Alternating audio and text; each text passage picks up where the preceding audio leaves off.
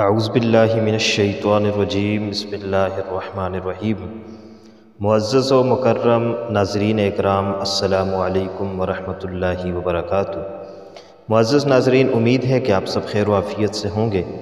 آج کی ویڈیو میں ہم بات کریں گے سورہ یاسین کے فضائل، وظائف اور فوائد کے حوالے سے۔ سورہ یاسین جو ہے یہ قرآن کا دل ہے۔ اللہ کے پاک پیغمبر نے فرمایا ہر چیز کا دل ہوتا ہے اور قرآن کا دل سورہ یاسین ہے۔ اور ظاہر بات ہے جو قرآن کا دل ہوگا اس سورت کی تاثیر کیا ہوگی، پھر اس سورت کے فضائل کیا ہوں گے، پھر اس سورت کے وظائف کرنے کا اجر اور اس کا اثر کتنا زیادہ ہوگا۔ آج میں آپ کے سامنے سورہ یاسین کے مبین والا وظیفہ گوش گزار کرنے والا ہوں کہ سورہ یاسین کے اندر 7 بار لفظ مبین آتا ہے، اور اس 7 بار لفظ مبین پر آپ نے کیا وظیفہ کرنا ہے۔ بہت ہی عمدہ وظیفہ ہے، ہر حاجت اور ہر مراد کو پورا کرنے والا وظیفہ ہے۔ سورہ یاسین کے مبین والے وظیفے کی طرف جانے سے قبل سورہ یاسین کے فضائل اور فوائد پہلے سماعت فرمائیے کہ سورہ یاسین کے فضائل اور فوائد کیا ہیں۔ نبی کریم صلی اللہ علیہ وسلم کا فرمان ہے، جو شخص سورہ یاسین کو پڑھتا ہے، سورہ یاسین اس کی 80 ضروریات کو پورا کر دیتی ہے۔ سورہ یاسین پڑھنے والا جو کثرت کے ساتھ سورہ یاسین کی تلاوت کرتے رہتا ہے، اس کی 80 ضروریات پوری ہو جاتی ہیں۔ اور جو آدمی صبح کے وقت سورہ یاسین پڑھتا ہے، شام تک اللہ کی امان میں رہتا ہے، اور جو رات کو سورہ یاسین پڑھ کر سوتا ہے، صبح تک اللہ پاک اس کے تمام گناہوں کی مغفرت فرما دیتے ہیں۔ اللہ کے پاک پیغمبر نے حضرت علی رضی اللہ تعالیٰ عنہ سے فرمایا تھا، علی سورہ یاسین کی تلاوت کیا کرو، اس لیے کہ سورہ یاسین کے اس قدر فضائل ہیں، اس قدر فوائد ہیں کہ سورہ یاسین کو کوئی بھوکا پڑھے تو وہ سیر ہو جائے گا، کوئی پیاسا پڑھے تو وہ سیراب ہو جائے گا، کوئی بے لباس پڑھے تو اس کو لباس پہنا دیا جائے گا، کوئی بیمار پڑھے تو اس کو شفایاب کر دیا جائے گا، کوئی کنوارا پڑھے تو اس کی شادی ہو جائے گی۔ اور سورہ یاسین کو میت کے پاس پڑھا جائے تو اس کی برکت سے عذاب میں تخفیف کر دی جائے گی، مغفرت کر دی جائے گی۔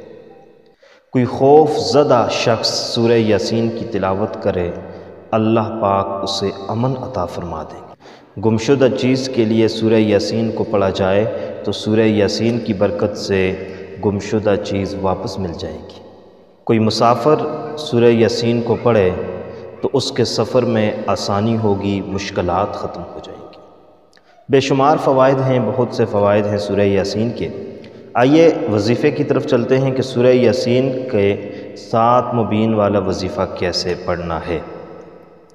اگر اس وظیفے کو جمعہ والے دن کر لیا جائے تو یہ زیادہ بہتر ہے کہ جمعہ کی نماز پڑھنے کے بعد قبلہ رو ہو کر آپ نے سورہ یاسین کو اس طریقے سے پڑھنا ہے جیسے ہم آپ کو بتلائیں گے۔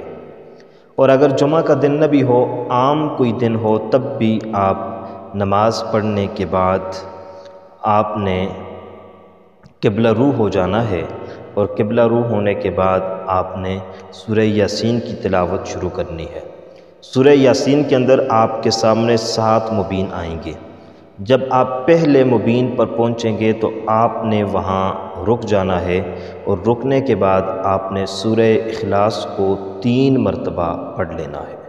جب آپ دوسرے مبین پر پہنچیں گے تو وہاں آپ نے سورۃ الکوثر کو 3 مرتبہ پڑھ لینا ہے۔ جب آپ تیسرے مبین پر پہنچیں گے تو وہاں آپ نے سورۃ الانشراح کو 3 مرتبہ پڑھ لینا ہے۔ سورہ یاسین کی تلاوت کرتے ہوئے چوتھے مبین پر پہنچیں گے تو آپ نے سورۃ الفاتحہ کو 3 مرتبہ پڑھ لینا ہے۔ جب آپ 5ویں مبین پر پہنچیں گے تو آپ نے پڑھنا ہے اللہ لطیف بعبادہ یرزق من یشاء۔ اس آیت کریمہ کو آپ نے 3 مرتبہ پڑھ لینا ہے۔ جب آپ چھٹے مبین پر پہنچیں گے تو آپ نے آیت الکرسی کو 3 مرتبہ پڑھ لینا ہے۔ جب آپ 7ویں مبین پر پہنچیں گے تو آپ نے درود شریف کو 3 مرتبہ پڑھ لینا ہے۔ اس طریقے سے آپ نے 1 مرتبہ سورہ یاسین کو پڑھنا ہے، اور اس کے بعد دوسری مرتبہ آپ نے اسی طریقے سے تلاوت کرنا ہے۔ پھر آپ نے تیسری مرتبہ، یعنی جب آپ ایک جگہ پر بیٹھیں گے تو ایک جگہ پر بیٹھ کر سورہ یاسین کو اسی طریقے کے مطابق آپ نے 3 مرتبہ پڑھ لینا ہے۔ اور یہ بھی ذہن کے اندر رکھیں کہ جب آپ سورہ یاسین کی تلاوت شروع فرمائیں گے تو اس سے قبل آپ نے 3 مرتبہ درود شریف، اور جب سورہ یاسین کے اس وظیفے کو 3 مرتبہ مکمل کرنے کے بعد آپ نے پھر درود شریف کو 3 مرتبہ پڑھ لینا ہے۔ اس کے بعد آپ نے دعا مانگنی ہے، اور یہ جو آپ دعا مانگیں گے اس دعا کے اندر قبولیت ہوگی، اس دعا کے اندر اثر ہوگا۔ اس دعا کو جب آپ مانگیں گے تو اللہ پاک اس وظیفے کی برکت سے اللہ آپ کی دعاؤں کو قبول کریں گے۔ اگر آپ کوئی کسی حاجت کے لیے، ضرورت کے لیے اس وظیفے کے بعد دعا مانگیں گے تو وہ بھی ضرور قبول ہوگی، اور اگر آپ اس کے علاوہ کوئی دعا نہیں مانگتے، بغیر دعا مانگے بھی آپ وظیفہ ختم کر دیتے ہیں، تب بھی اس کی آپ کی زندگی میں بے شمار برکات آئیں گی، رحمتیں آئیں گی، کیونکہ جب آپ پہلے مبین پر پہنچ کر سورہ اخلاص پڑھیں گے تو اس کی الگ برکات ہیں۔ دوسرے مبین پر پہنچ کر جب آپ، اور تیسرے مبین پر پہنچ کر جب آپ سورۃ الانشراح پڑھیں گے تو اس کی الگ برکات ہیں۔ چوتھے مبین پر جب آپ سورۃ الفاتحہ پڑھیں گے تو اس کی الگ برکات ہیں۔ 5ویں مبین پر جب آپ اللہ لطیف بعبادہ یرزق من یشاء پڑھیں گے تو اس کی الگ برکات ہیں، اور 6 مبین پر جب آیت الکرسی آپ پڑھیں گے تو الگ برکات ہیں۔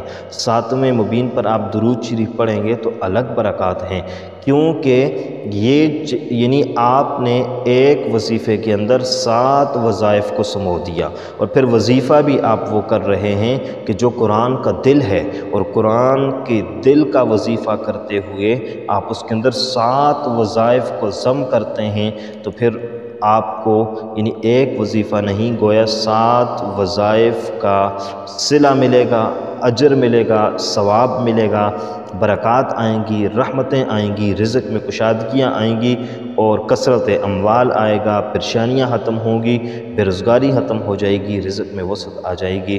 امید ہے کہ آپ کو ہماری آج کی ویڈیو پسند آئی ہوگی۔